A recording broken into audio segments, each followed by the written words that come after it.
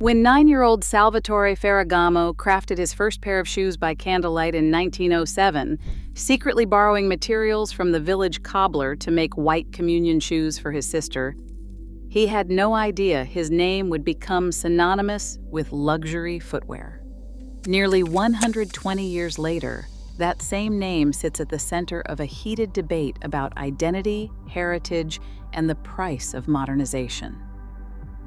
The company Salvatore founded in Florence in 1927 built its reputation on innovation disguised as tradition.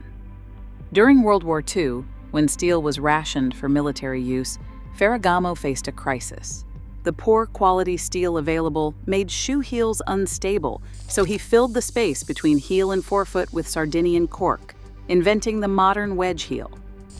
If I had to receive a royalty, even of 1 penny per pair, I would now be a multi-billionaire, Ferragamo later said about his widely copied design. This spirit of innovation carried the brand through decades of success.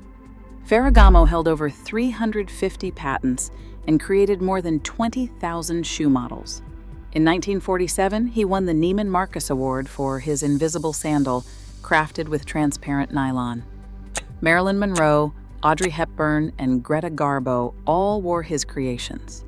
The brand earned the title shoemaker to the Hollywood stars, establishing flagship stores from Florence to Park Avenue. But by the 2000s, this legacy started feeling like a burden. The very qualities that built Ferragamo's reputation, Tuscan craftsmanship, uncompromising quality, and refined elegance, began feeling outdated in a market increasingly dominated by brands that courted controversy and social media buzz. Ferragamo was not declining. It was becoming invisible. As one industry observer noted, the brand's crisis was not being perceived as wrong, but as uninteresting. The numbers tell a sobering story. Between 2022 and today, Ferragamo's stock price has plummeted, down 65%, falling from over 22 euros per share to around 7.65 euros. The company reported a 10.5% drop in sales to 1.03 billion euros in 2024, with net losses reaching 68.1 million euros. EBITDA fell nearly 40% in the first half of 2025 compared to the previous year. Marco Gobbetti arrived as Chief Executive Officer in January 2022 with a mandate to revitalize the brand.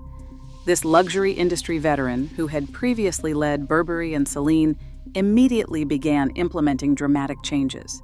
His most controversial decision came in September 2022, when he dropped Salvatore from the brand name and unveiled a stark new logo designed by Peter Saville. The reaction was swift and emotional. When Ferragamo's Instagram account announced the change, comments flooded in, comparing it to other controversial rebrandings. One longtime customer wrote that it looked cheap.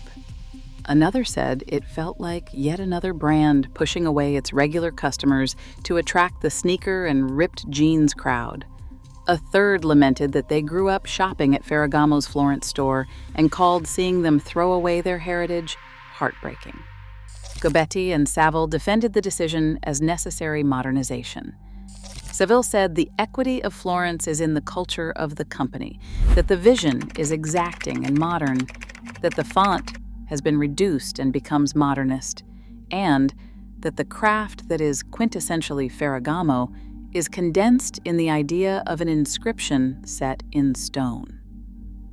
The logo change was just one part of a broader transformation strategy. In March 2022, just 2 months after Gobbetti's arrival, Ferragamo appointed 27-year-old British designer Maximilian Davis as creative director. Davis, born to Trinidadian and Jamaican parents in Manchester, represents a radical departure for the Italian house. He is one of only 3 Black creative directors at major heritage luxury brands, alongside Pharrell Williams at Louis Vuitton and Olivier Rousteing at Balmain. "I can only think of 3, which is me, Pharrell, and Olivier," Davis acknowledges, about the lack of diversity in luxury fashion leadership. His appointment signaled Ferragamo's commitment to attracting younger, more diverse customers while respecting the brand's heritage. Davis brings a fresh perspective shaped by his multicultural background and contemporary design sensibilities. His collections mine Ferragamo's archives while adding modern elements that speak to today's consumers.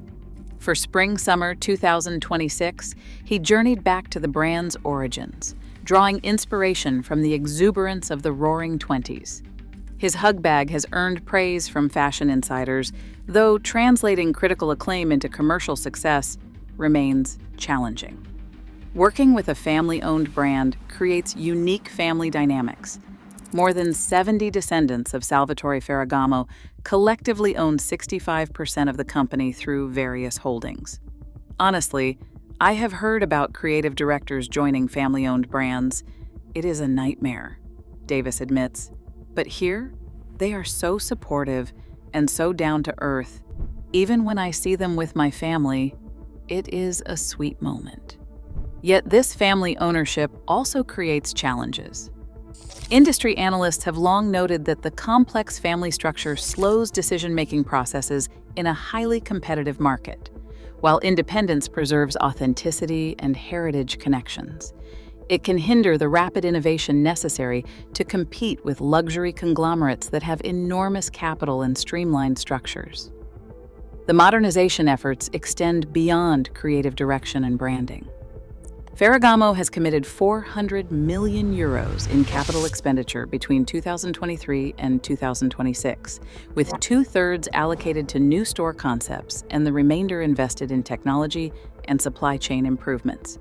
The company is working to strengthen its digital presence and communication strategy to reach younger consumers who increasingly discover brands through social media. But modernization comes with risk. Brand experts warn about blanding, the process where brands strip away distinctive elements in pursuit of broad appeal. As one analyst noted, such debranding could empty the brand of its story, heritage, and unique feel, while creating the danger that all these fashion mega brands today look the same. The challenge becomes even more complex when considering Ferragamo's core business. Footwear and leather goods account for more than 86% of revenues, with footwear sales totaling €461 million in 2024. These categories require balancing traditional craftsmanship with contemporary design aesthetics. Davis must honor techniques perfected over decades while creating products that excite new generations of luxury consumers. The pressure intensified dramatically in early 2025 when Gobbetti announced his departure as chief executive officer, effective March 6th.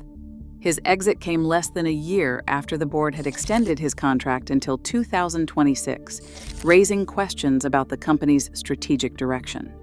Gobetti's departure package totaled €4.5 million, reflecting the abrupt nature of his exit. Chairman Leonardo Ferragamo, Salvatore's grandson, immediately assumed executive powers while the company searches for a new chief executive officer. In statements following Gobetti's departure, the family reaffirmed their commitment to the current strategy and to Davis as creative director. "We do not want to shake up our strategy, but capitalize on the learning curve, adjusting and fine-tuning to accelerate execution," company representatives stated. The timing of this leadership transition is particularly significant. Ferragamo approaches its centennial anniversary in 2027, a milestone that represents both celebration and a deadline. The company needs to demonstrate that its modernization strategy can deliver results before reaching this symbolic 100-year mark.